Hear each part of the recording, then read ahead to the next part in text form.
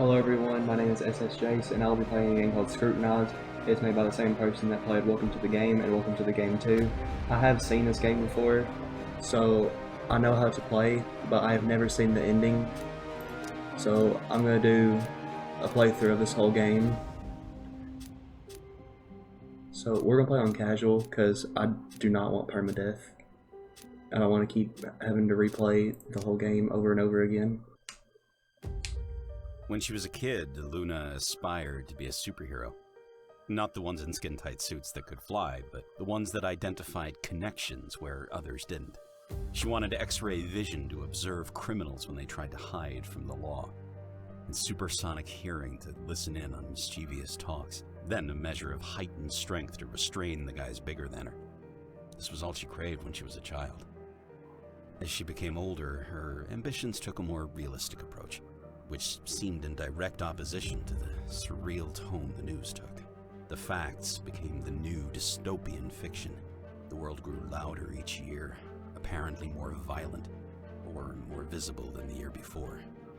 Her generation grew up looking to cull the increasingly violent trends that saw mass incarcerations, drug wars, and serial killers studying to gain notoriety. Luna took the analytical route in her quest for justice, feeling more at home processing case files, evidence, and connecting dots. Her cousin, a sister almost, enrolled in the academy and became an officer of the law. Even extended family, no matter how far away, seemed to gravitate towards law enforcement, almost as if it were in their blood. A murderer becomes a serial killer with just 2 more kills, a coworker informed her over scones and coffee one morning. This one had 3 total that day, but that number hit double digits soon enough, accumulating corpses of officers, criminal lawyers, and several field investigators to a growing pile of victims. The news on TV, becoming more unreal as the years ticked on by, ran the blue blood killer story 24/7. Luna knew about the local serial killer, more so than most thanks to all the overtime spent processing corroborative evidence for their many crimes. However, it still felt more like gossip and fabricated plot points. At least, until that phone call made something so artificial an actuality. The call came in the middle of the night, as unexpected as a bullet in the dark. Her cousin, the exemplar of a police officer, had been killed. It was just a tragically common traffic stop gone wrong, or armed robber with a weighted pistol. Maybe Luna could have mourned and pushed on, but it wasn't any run-of-the-mill incident that was so characteristic of headlines. No, it wasn't that, because life had long turned into a phantasmagoric nightmare. Officer Sarah Youngman, revered by all that mattered, died at the hands of the blue blood killer. Who he was, or who they were, remained an enigma, despite their murder spree eroding through states, counties, and homes.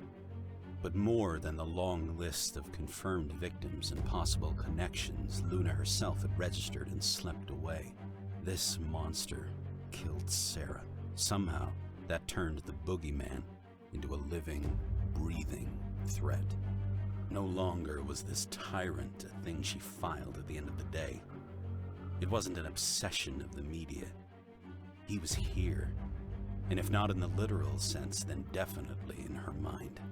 This realization gnawed at her for months after the real mourning faded. Luna's acceptance stage barely registered before she fell swiftly to anger once again, and it never genuinely went away. Luna craved a name.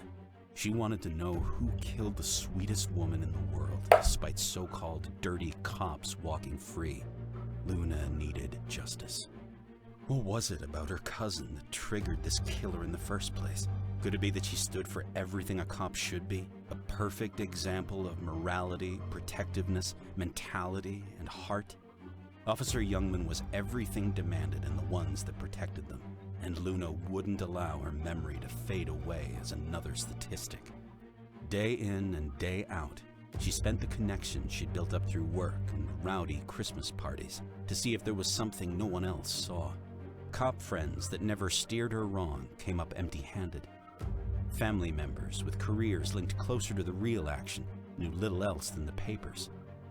Even the old-timers that knew things few else did, all but shrugged when she pressed them for clues. She needed leads first, but there were none. So, in a last-ditch effort, she resolved to chew her boss for leeway. Luna did all she could for any little morsel of information, regardless of the fallout. Being an investigations analyst for the district attorney's office had its perks, but it only teased her for all the good it did with building an idea of who this killer was. Her boss knew what she was after, but he followed the rules as strictly as Luna did. Being shut down by him just meant there was one less layer between a law-abiding citizen and vigilante justice. With each denied application for information outside her classification, Luna saw the justice system's holes appear and broaden. Sometimes the law hindered what mattered. Progress couldn't always continue behind red tape and protocol. Perhaps, in cases like these, rules were meant to be budged. Maybe she couldn't talk her way into databases and case folders. Maybe it wasn't so easy as to read reports on other victims. Hoping a eureka moment hit her. If she were going to make any change, it had to start with her, with citizens willing to help.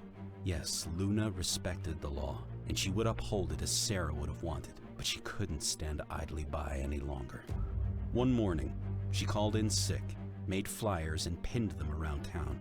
She started a neighborhood watch that day, and by the next day at work, Luna couldn't think of anything else. It started with one report, then 2, then 3 and 4, and more. Before she realized what was happening, her small network of retired cops and nosy neighbors had become a full-on crime watch program that spanned beyond the neighborhood, the suburbs, and into town. At times, the number of reports felt too much for one person, but for the hundreds of thousands of people less prepared for human horrors as Sarah was, Luna felt that a couple of sleepless nights was the least she could do. Luna had to get her answers somehow. I should get to my computer and get the night started. Alright, so that was the cutscene. Alright, so this is the game. Basically, you are you started a neighborhood crime watch to solve the murder of your cousin.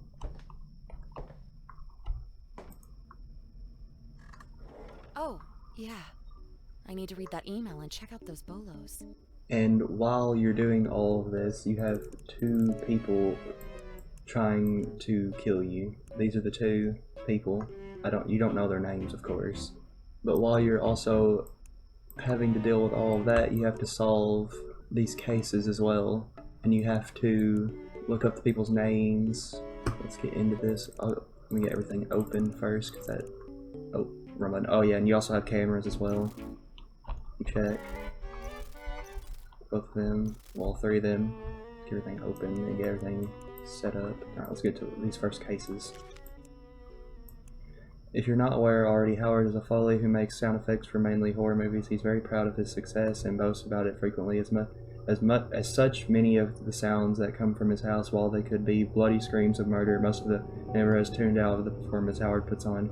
It's believed that he recreates his films inside his home. Heck, it's not even uncommon to walk outside. Heck, it's not even common to walk outside, hear this barrage of painful screams, only to see Howard casually walking outside to throw out the trash, sweaty but happy as a clam. With the ordinary out of the way, here's what played with the curiosity switch in my head. What if this friendly, upbeat, giddy man was just using this whole thing as a disguise for what was really going on inside his home?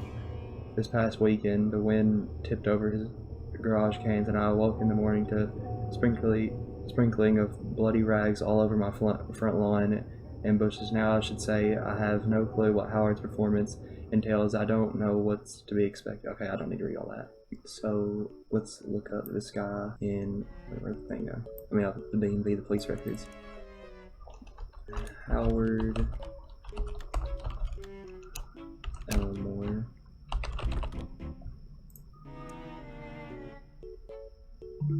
No police record. Okay. Let's search him up in here. Maybe he'll pop up. He is 45, 50. Height is unknown. Weight is unknown. He is male.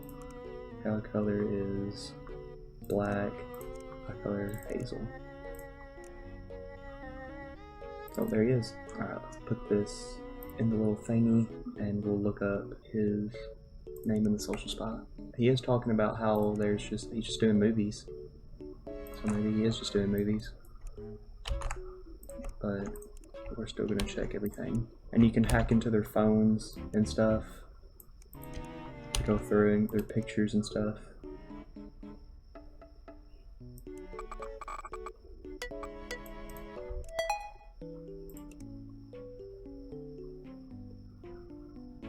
Alright, let's go to pictures actually, or search history.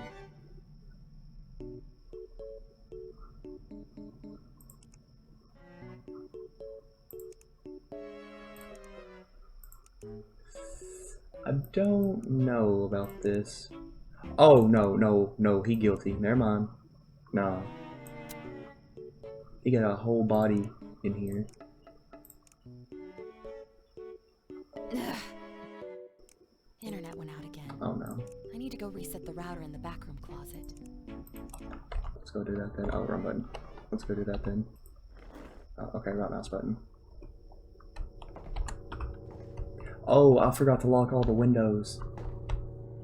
Oh no. No, don't do that.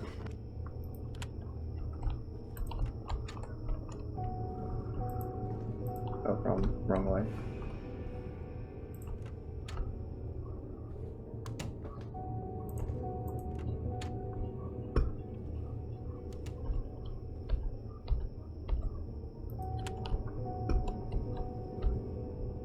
Let's lock up.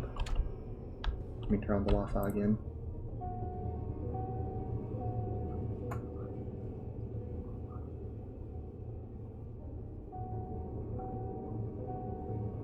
Alright, now that the Wi-Fi's on, we can go back to work, but first let's lock all these windows and close them up. Who sleeps with all of their windows open or unlocked?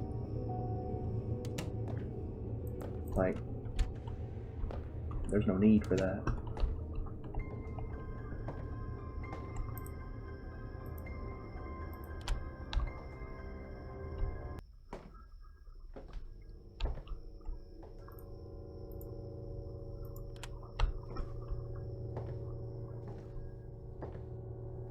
Alright, I think the rest of these are locked though, it seems.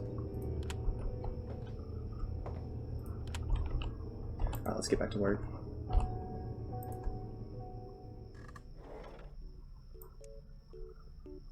This guy's definitely guilty. I mean, let's see if we got it right. Yes, sir. Alright, next one. I went out to the other night to grab a bite to eat and saw my neighbor sitting at a table across the way eating what looked like a completely raw liver. I didn't even know you could order something like that at the restaurant. If that wasn't strange enough, I saw him dig up some meat he buried in his backyard from what I imagine was some foreign meat, again, aging process. When he peeled the package open, the stench that came out sent me sprinting back into my house. As someone can muster the strength to not throw up in the presence of that thing, let alone find it enticing enough to consume whatever the blob of meat. What's outside? I heard a car. Get up for a second. Oh, I have a flashlight, okay. Oh, I need to open the closet doors, I forgot. Okay. Just making sure no one's here.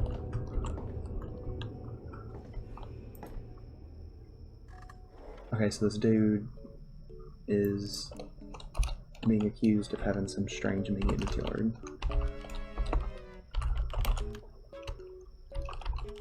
Mangus Solomon. How do you even say that?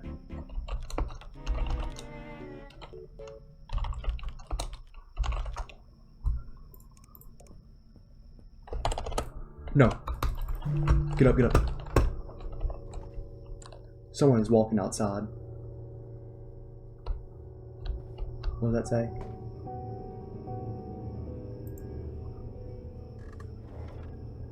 Shut the cameras.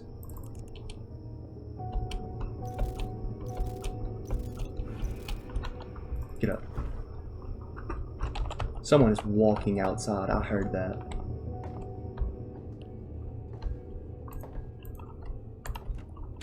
Oh.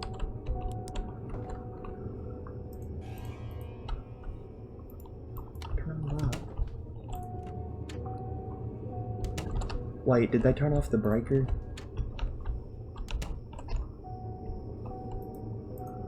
No? Then why won't the light turn on? Oh, that was weird. I can make sure all the lights are on, or the bald guy's gonna get me. The bald guy.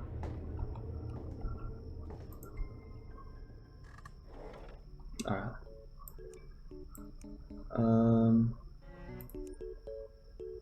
Oh yeah, no police record found. Okay, well, let's put him in here. Let's see what he posts about. Okay, he doesn't have that, alright. Let's go into his phone then.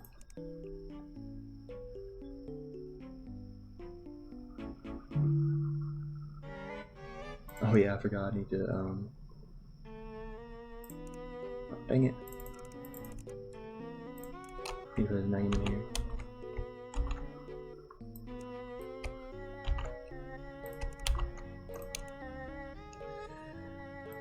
Alright, that, put it in the rule kit. Back into his phone.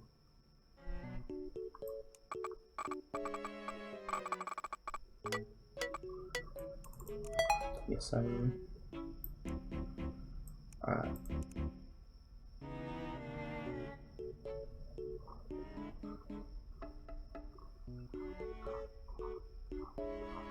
I mean, I don't see anything that's bad. No, this dude just... Yeah, he just cooks. Okay, he's fine. Oh, we need 2 more. Check the cameras real quick.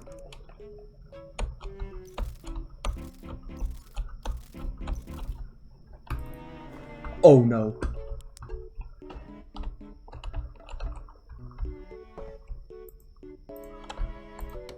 Turn on the light.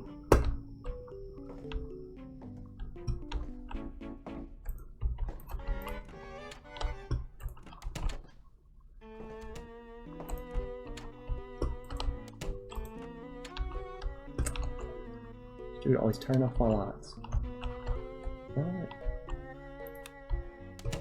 Okay, we're good.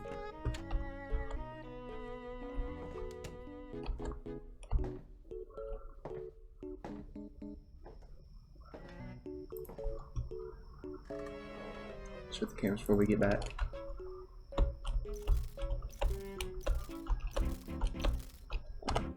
Oh, wrong button. I keep always hitting pause. Okay, where were we? Oh yeah, new one. Little boy Jonah has been taking piano lessons for a couple of years now. Recently, we had to switch to a new piano instructor. After his second lesson, he came home and he just burst into tears. But he couldn't tell me what was wrong. He takes lessons from her home that's only a few houses over from ours. I'm concerned something may have happened during his sessions. The sweet lady may have been too harsh on him, but this has never happened with his old instructor. Okay.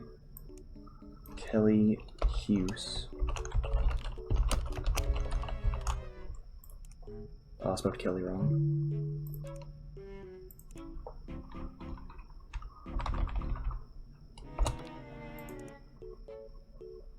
Oh, she has a police record. A distress call to our 911 dispatch alerted through the county police department of death with respect to foul play upon arriving at the scene. It was evident based on the mannerisms of Kelly Hughes that she was suspicious of what our officers determined a homicide. The victim was pronounced dead by EMT, but first aid was not performed after Officer Warrens found no pulse on the victim. After an encounter with Miss Hughes that left myself and Officer Warrens with superficial cuts from a kitchen knife, the suspect. Oh, there's a car outside.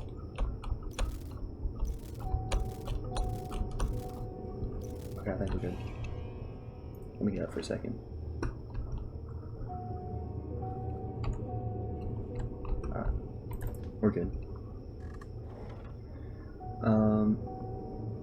The suspect was arrested due to the bizarre speech, hysterics, and oddity she showed before our questions began. She is being submitted for a psychiatric evaluation pending trial. Okay. We'll leave this. What? Where'd it go? There it is. This is definitely evidence, but just to prove I'm right. Drop the thing in there. Okay. But just to prove I'm right, let's just check our phone. Well, we need to get our identification card as well. Wrong button.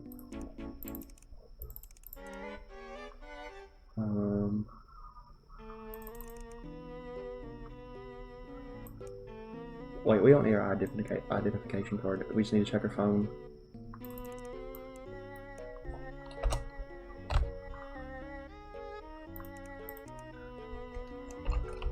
Kelly Hughes. Kelly Hughes. Right. Copy this into the rocket again.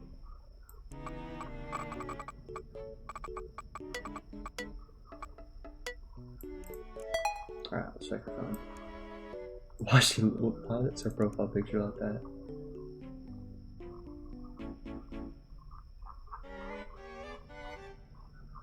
Hey, learning to act normal.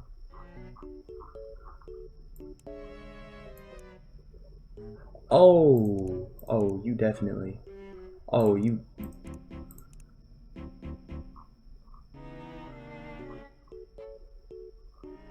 Yeah, you did it. You definitely did it. Wow. Wait, we got one wrong? Oh, we just need one more. After a problem with... Let's check the cameras, actually.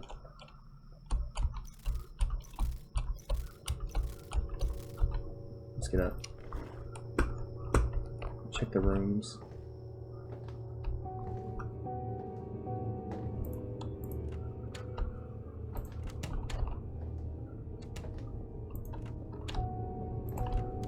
Okay. We're good.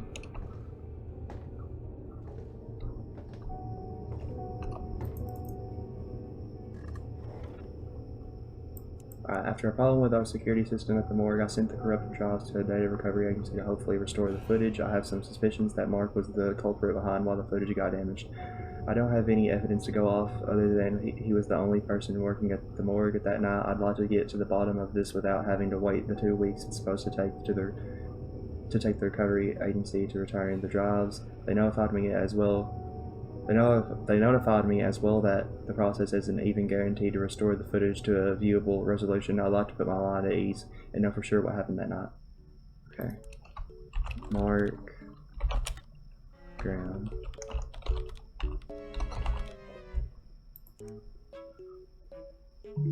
He has no police record, okay.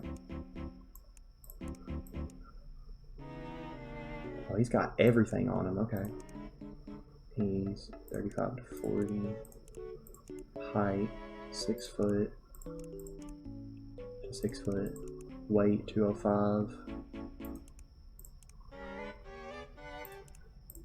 He's a male. Black hair, blue eyes. No, okay then. Alright, let's check cameras. Oh! Get up. Get up.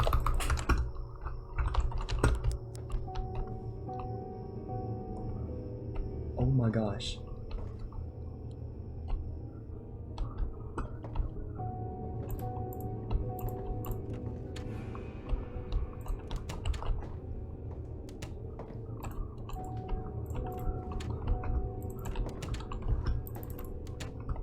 Turn the Wi-Fi back on. Is it on? No, it's not. Okay, close this door. Oh, I can't leave the light on and I can't move.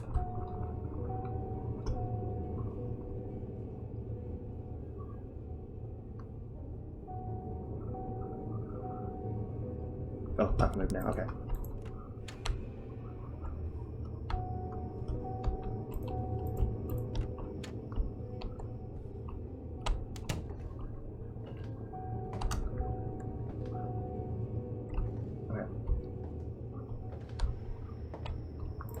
We need to get this one done fast, but let's check cameras one more time.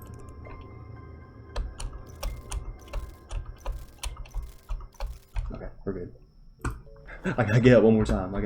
Because he's here now. Okay.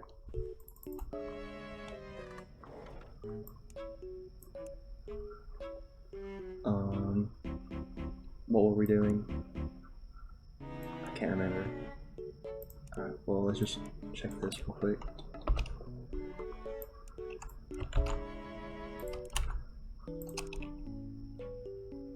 Let's see what he posts about. Like, he harassed me for working at a morgue. I would never follow it, of course, and never will. Please kindly. Okay. So he has been accused of, like, harassing corpse, which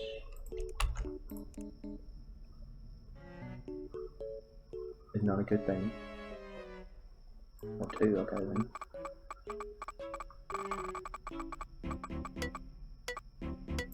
Alright, that's the first one.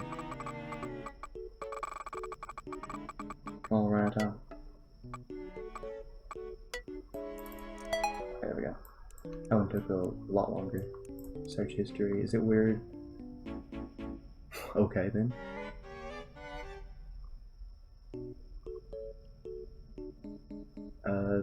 This is very suspicious.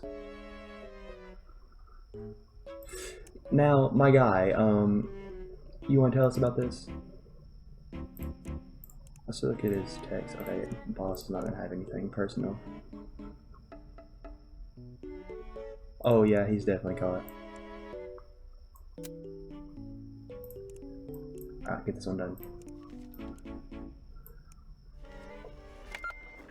Yes, sir. Finally can go to bed early for once. Yes, sir. Alright, so that was Scrutinized. Let me know if you guys liked it. Leave a like and subscribe if you want to see more. And I'll see you in the next one. Goodbye.